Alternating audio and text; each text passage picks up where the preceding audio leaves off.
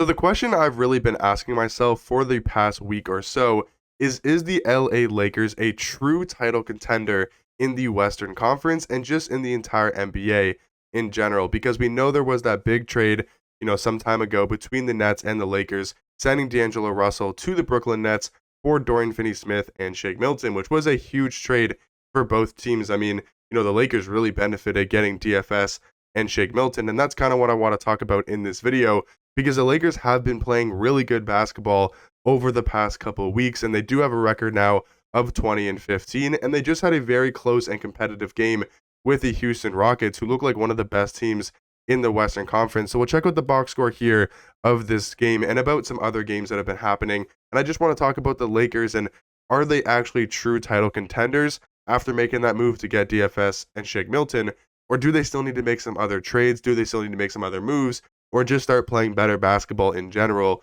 to be true title contenders? Because we know the Western Conference is very stacked with teams like the Houston Rockets, who are a very good basketball team. And I watched pretty much this entire game against the Rockets, and it was a really bad start to the game. Like the Lakers are down 14 points after the first quarter. They were still down 18 points at halftime, and it wasn't a great game for the Lakers at all. And it was starting to look like a potential blowout for this Lakers squad, but they played a lot better in the third quarter. They scored 40 points in the third. The Houston Rockets only scored 24. So it was a 2-point game going into the fourth quarter. Or, yeah, I think it was a 2-point game going into the fourth quarter. And they do lose by 4 points. And there was a questionable call at the end of the game. If you guys watched it, I might throw it up on the screen right now. But they were trying to inbound the ball down by 3 with like 8 seconds left or whatever. Under 10 seconds, I do believe. And they're trying to inbound the ball to eventually go hit a game-tying 3, right? They were down by 3 points. And LeBron was going to get the ball, and he signaled to go call a timeout before the ball was inbounded. But the refs didn't give him the timeout call, so he kind of got fouled as well by Fred VanVleet, but then it was like a bad pass. Fred VanVleet stole the ball, laid it up, and the game was over. But a lot of people, like myself, thought that might have been a timeout call that LeBron should have gotten, and they would have obviously inbounded the ball and had a chance to tie the game. So it's a game that potentially could have gone into overtime, and maybe they could have won this game, but they played a lot better in that second half. And when this Lakers squad is playing good basketball, I do think they look like true title contenders with the roster they have right now. I think this team, when they're playing at their best, can compete with every other team in the Western Conference. We saw in this game specifically, Anthony Davis had a very dominant performance, 30 points, 13 rebounds, 2 assists, 5 blocks. I mean, he was just blocking every single thing at the rim. And we know Anthony Davis is one of the best rim protectors in the entire world. LeBron, I mean, was close to a triple-double.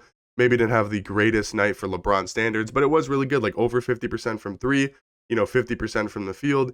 21 points isn't a lot of points, but he was efficient. 21 points, 13 rebounds, 9 assists.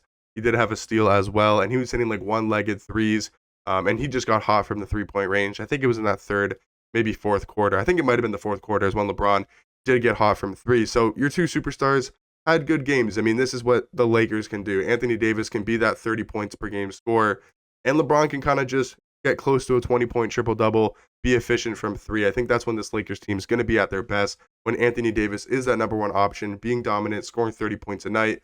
LeBron can be more of that second option, a guy that can pick his spots when to score and when to look to attack, and sort of does what Jokic does, because that's what Jokic is really good at. If you do watch the Nuggets play and you watch Nikola Jokic, that guy will just score in stints and score in runs. He will not score for the entire first quarter. He will just look to play make and get others involved. And that's sort of what LeBron's done his entire career. But then it started second quarter and Jokic just like, okay, I need to score the basketball. And he'll score 10 straight points in a row every single time down the floor. And then he'll maybe go back to a bit of playmaking. And then maybe the end of the second quarter, he'll score 10 more points. And that's what LeBron, I think, can do for this Lakers squad.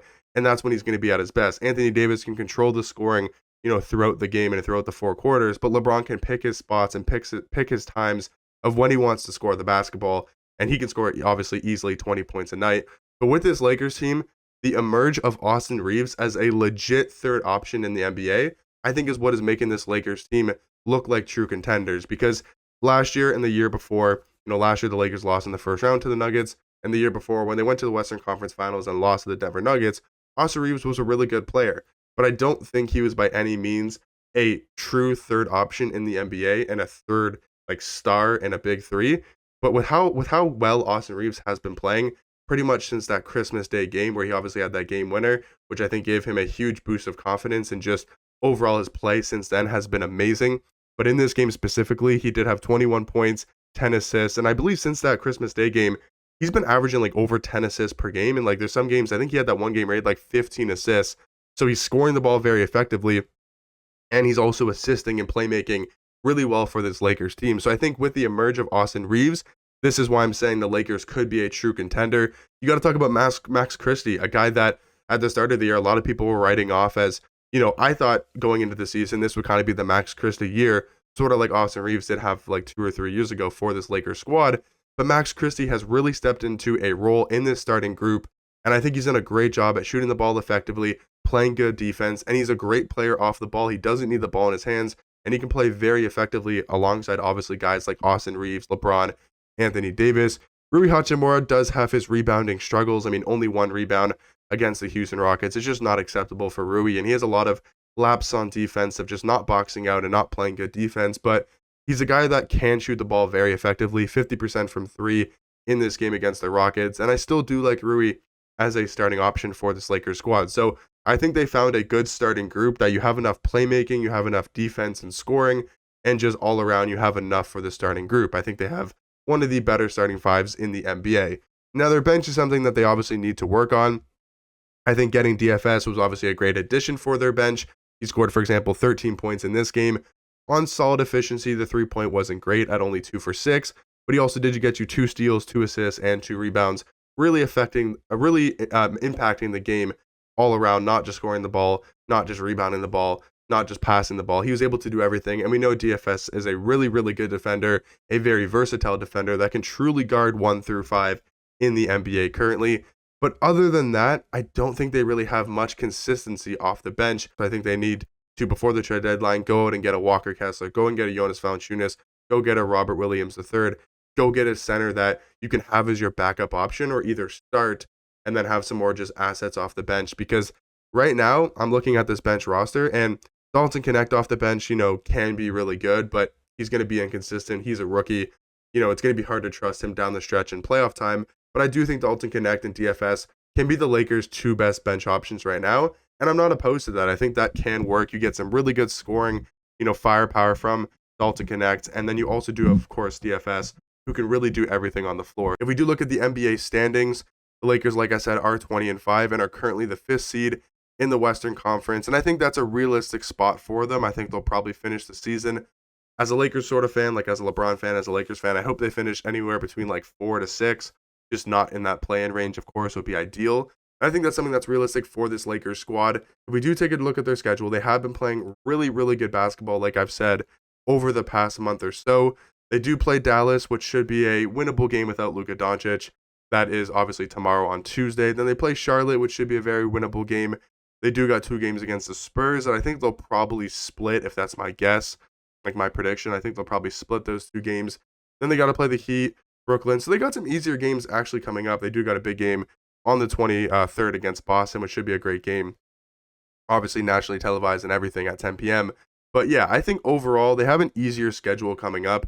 It may be a little bit harder if guys like Luka Doncic were healthy, but should be a very winnable game against the Mavs. And then Charlotte, Spurs, Miami, Brooklyn, Washington's in there. They do have a game against the Clippers, which will obviously be a great game now with Kawhi Leonard healthy. But yeah, overall, I think schedule-wise, this is a Lakers team that can continue being well above 500 and continue being somewhere in that top half of the Western Conference. Now, quickly, just a look at the stats on the regular season for this Lakers roster and for the Lakers players. We can see, like I've said, Austin Reeves has been having a good overall year, but I think his recent stretch has been amazing. But still on the year, he's averaging 18.5 points per game, 6 assists, 4.5 rebounds, a steal per night on solid efficiency, 36% from 3, 44% from the field.